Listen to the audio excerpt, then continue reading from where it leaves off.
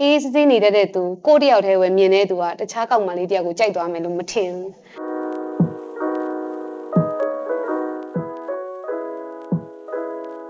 းတငယ်ချင်းတွေကပေါ့နင်းပဲကနင်းပေါ်အရန်ကောင်းတယ်နည်းနည်းလောက်တော့နင်းဂယူးဆိုင်ပေးလိုက်ပါညာဆိုမုတ်တွေပါဝယ်ပြီးတော့ပို့ပေးလိုက်တာပေါ့ကွယ်ပို့ပေးလိုက်တော့သူ့ရုံရဲ့လော်ကာဘောက်မှာသူကထည့်ထား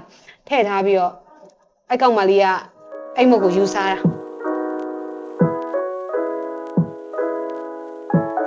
အဲ့လိုမျိုးအစားအသောက်တစ်ခုပေါ့ကွာချက်ပြုတ်ပေးပြီးတော့သူ့ရုံတော့ပို့တော့နေ့လေခင်းကွာ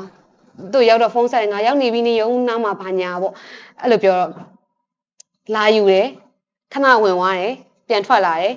စောင့်နေရနော်ကိုကအပြင်မှာတယောက်တည်းစောင့်နေရပြန်ပေါ်လာတဲ့ချိန်ရောက်တော့မှဟွာတဲ့ကိစ္စလေးရှိလို့တဲ့ပျောက်သွားတာတဲ့စားပြီးသွားပြီတဲ့သူစားတာကိုမမြင်လိုက်ရဘူးကွာဩငါချက်ကြွေးရသူစားမှာပါဆိုတဲ့စိတ်နဲ့ထားလိုက်တာဒါပေမဲ့နောက်မှပြန်သိလိုက်ရတာကွာကိုယ်တိုင်အဲ့လိုမျိုးသူ့အတွက်ဆိုရည်ရွယ်ပြီးချက်ပေးလိုက်တဲ့ဟင်းอ่ะကွာသူစားတာမဟုတ်ဘူးအဲ့ဂျူနီယာကောင်မလေးစားတာ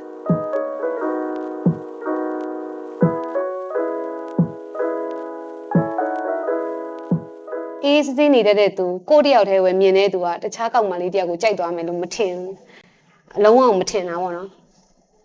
နင်းနဲ့ငါနဲ့လွဲလေတဲ့ငါထပ်ပိုကောင်းတဲ့သူကိုတွေ့မှာပေါ့နော်အဲကြောင့်မလို့ငေါမေးလိုက်တဲ့အဲ့လိုမျိုးပြောတာအခုချိန်မှာအဲ့ဒီအချိန်နဲ့ပြန်ပြီးတော့ဆောင်ရမယ်ဆိုရင်တကယ်ကွာရင်ထဲကစကားတစ်ခုကမျိုး